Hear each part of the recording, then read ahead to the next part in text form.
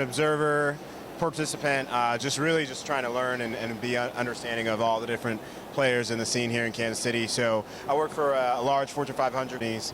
We're being disrupted with a lot of different technology companies. So it's really just a matter of really networking, building relationships between established companies that are based here in Kansas City, like my company, and then with startup companies that are really kind of paving the way for innovation that could add huge business opportunity to the economy as well as also just to Kansas City.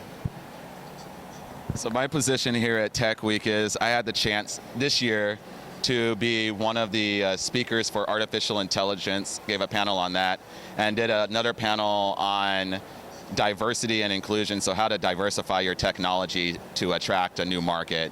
And so my good reason of being here is I worked exclusively with the TechWeek crew to try and improve the diversity at TechWeek this year. It worked a little bit, still got some goals and quite a ways to go, but that's Amanda's mission, the CEO of TechWeek, is to improve the diversity at TechWeek and inside of here. But on another note, my other reason here is just to find valuable people that want to make an effective change within the startup community, but actually make an impact on the community with the startups that they create.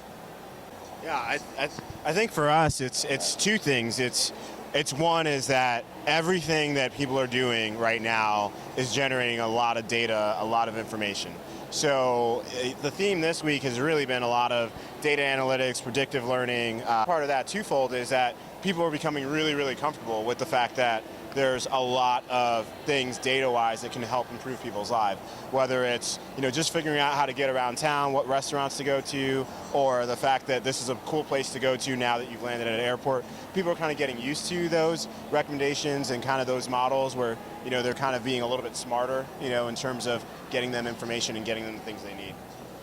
I would say that things that have changed from the artificial intelligence standpoint and being able to talk to a computer or talk to your cell phone, and an intelligent system like Siri or Google Voice actually responds back to you with the important information that you actually wanted to know. So if anyone remembers Siri when it first came out, absolutely sucked. It didn't understand the intent.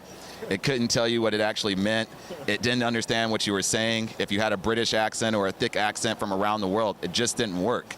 So now with Google came out and started collecting all the voice data and collecting all of this new data and using the data points, like Anthony just said, is we can use that data to better train the systems and better train neural networks to understand us better.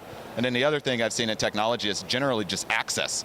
A lot more of us just have access. A lot more people and young people are very interested in technology.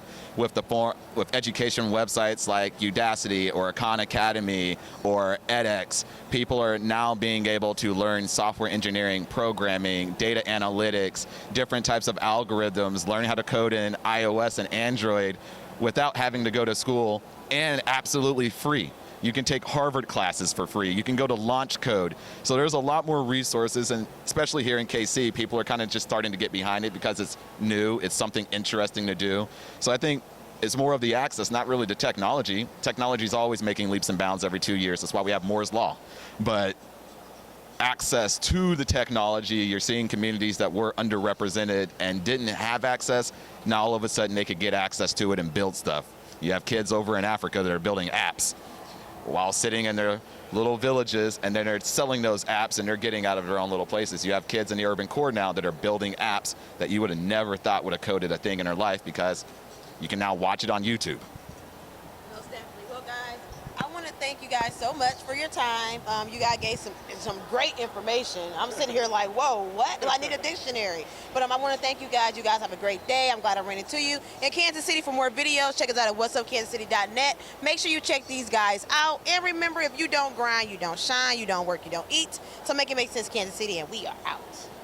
I'm IFBB Bikini Pro Cat Williams, and when I'm not working out in the gym, I'm searching the web on Cascade Media and What's Up Kansas City. So make sure you check them out. Hi, my name is Anthony Sealey. I work for Sun Life U.S. Insurance Company. I'm Quest, and I work for Project UK. So at TechWeek, I'm an observer, participant, just really just trying to learn. And I'm IFBB Bikini Pro Cat Williams, and when I'm not working out in the gym, I'm searching the web on Cascade Media and What's Up Kansas City. So make sure you check them out.